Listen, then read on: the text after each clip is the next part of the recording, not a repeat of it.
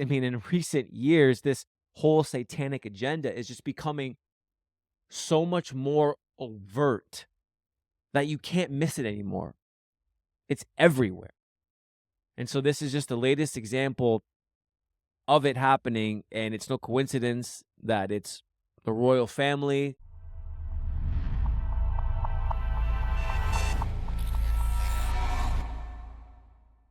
All right, what's up, everybody? Welcome back to another Tattooed Reactions video. Hope you're all doing awesome today.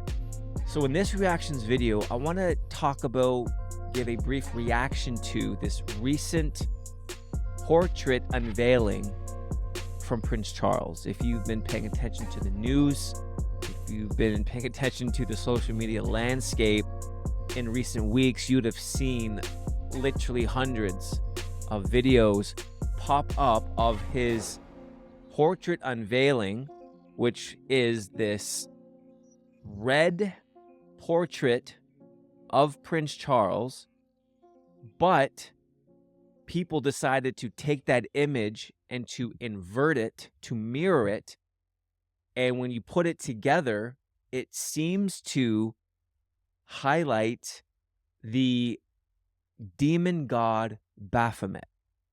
And so a lot of people were like, is this coincidence? Is this intentional? And so I came across another creator's video of this, and then I reposted it on my Instagram, and I put the question out there to my followers, intentional or coincidence. And it was interesting. I got a ton of response on it, and the majority of people came to the conclusion that it's not coincidence, it's intentional, that this was deliberately done. This is what they do. The elites of society, they intentionally put things out there. Nothing happens just by chance. And then there were a lot of people who weighed in and were upset with me that I would even post this, that I would even push it out there, because it's so dark. And because when you look at it, it just gives you that feeling of like evil. And it's true.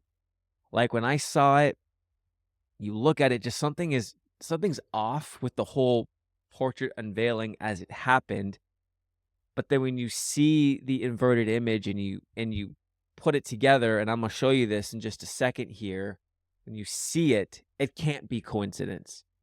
It's just there's something that's just too realistic about it, too intentional about it. And when you do a bit of a deep dive into what this Baphomet deity, demon god is, well, it kind of makes sense. And so for this video, I'm going to show you again the portrait, the inverted image, but then I want to get into just a bit of who Baphomet is, because if you've been paying attention to celebrity culture, especially in Hollywood, this image of Baphomet is everywhere. Celebrities on jewelry, on shirts, imagery in their concerts and performances. I mean, this thing is all over. And then also we're seeing this increase in, Baphomet being connected to Satanism and satanic temples now, with having these Baphomet statues put up all over. And so there's just something going on here that's bigger than just this simple portrait unveiling. There is definitely a hidden demonic agenda that I just want to touch on because of the crazy increase in influence that it's happening. So let me just put up this image for you, so you can see what I'm talking about. Okay, so here is the image of Prince Charles. This was the original portrait that was done. You can see him. He's standing there with his hand resting on a sword. You can see a butterfly over his left shoulder here. All done in red. Whatever. Kind of looks creepy, but it is what it is. But here is the inverted image, the mirrored image of this. And you can see right in the middle, when you take that image, you put it side by side with another one and you invert it, you can see right in the middle of the screen there, you can see the nose, the eyes, then going up to the top, you can see the two horns. And then you can, as you're going down, you can see the outline of the shoulders. This is a very clear picture of this deity called Baphomet, this goat demon god that has made its way into popular mainstream media culture in recent decades. Now, where did this thing come from? Like, what is the origin of Baphomet, and why would, if this is an intentional thing, again, why would they be pushing that out there? Why would they do this? Like why highlight this demon god, etc.? And so I want to do just a brief offer some brief descriptions of the origin story of this thing, where he came from, what he represents, and I think it's going to help paint a picture. So, historical origins of this Baphomet deity, and this is interesting. The earliest known reference to Baphomet dates back to the trials of the Knights of Templar in the 14th century. Now, that's interesting. The Knights of Templar is the apparent origin point for Baphomet, and you can see Knights of Templar, the royal family. You see the connection there. I don't think that is coincidence. But during these trials, members of the order were accused of heresy and idolatry, with Baphomet being cited as one of the objects of their alleged worship. So what was going on is you had the Knights of Templar who were guising themselves as a Christian group. And under the guise of Christ, either all of them or a certain sect of them behind the scenes were actually worshiping this deity known as Baphomet. And so the true origins of Baphomet, again, they remain shrouded in mystery, with scholars offering various theories regarding its etymology and significance. But when you dive deep into the history here, this is the origin point, and it has to do with a certain sect of the Knights of Templar and a deity that they worshipped under the guise of Christ. Now, Baphomet is commonly depicted as a humanoid figure with both male and female characteristics, symbolizing the union of opposites and the reconciliation of dualities. The most iconic depiction of Baphomet features a goat's head, often adorned with horns, and a beard representing fertility, virility, and the primal forces nature. The figure is also depicted with both male and female breasts, symbolizing the nurturing and generative aspects of creation. And that's another interesting piece here. This deity is portrayed as having both male and female parts. But when you look at our modern day culture and you see this shift of men becoming women, women becoming men, you can kind of figure out, hey, something's going on here. There's something's different here. It's not just this little duality thing that historians try to push. And in modern occultism, Baphomet has become a potent symbol associated with initiation, enlightenment, and the pursuit of spiritual liberation. And followers of various occult traditions, including Thelema, Satanism, and various mystical orders, have adopted Baphomet as a central emblem of their beliefs.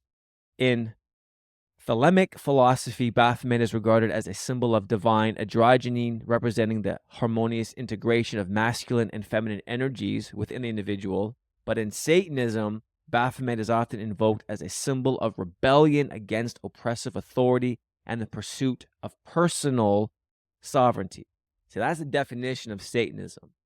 The definition of Satanism is not necessarily just this worship bowing down and worshiping Satan himself. It's this satanic ideology seeks to suggest that we are all gods, that we should all consider ourselves as our own God, as our own deity.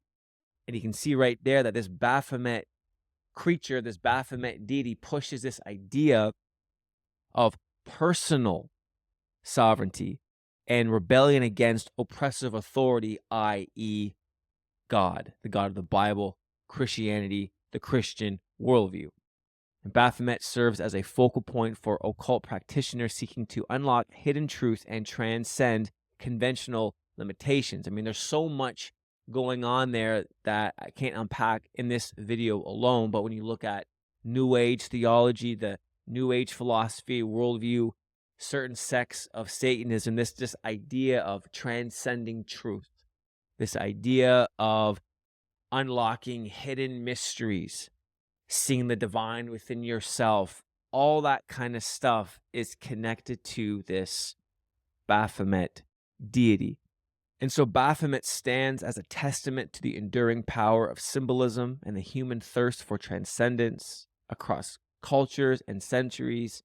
Baphomet has served as a beacon of esoteric wisdom, inspiring seekers to delve deeper into the mysteries of existence and unlock the hidden potential within themselves, blah, blah, blah, blah, blah. So that's the kind of historical narrative is out there about this deity and this push for personal enlightenment, personal liberation from oppressive authority. It's connected to Satanism, and it's connected all the way back to the Knights of Templar and some secret society as a deity that they worshipped under the guise of Christ. But no matter how you slice it, this deity is super demonic.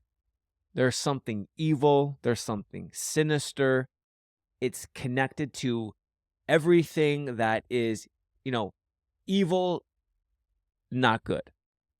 And so when you have the royal family, and that's a whole other rabbit hole to go down in and of itself, put out this particular image indirectly cannot be coincidence. I mean, there's definitely an intentional evil agenda here, and this is just what they do.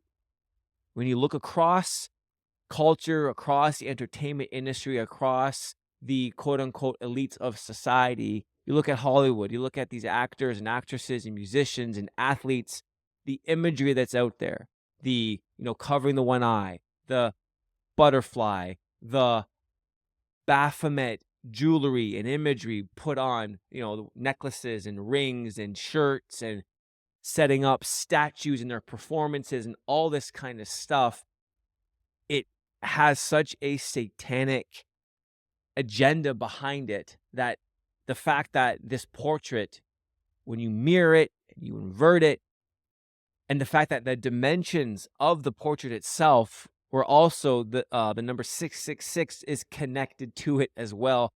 There's just all of these things that just can't be coincidence. Have to be intentional, but this is what they do.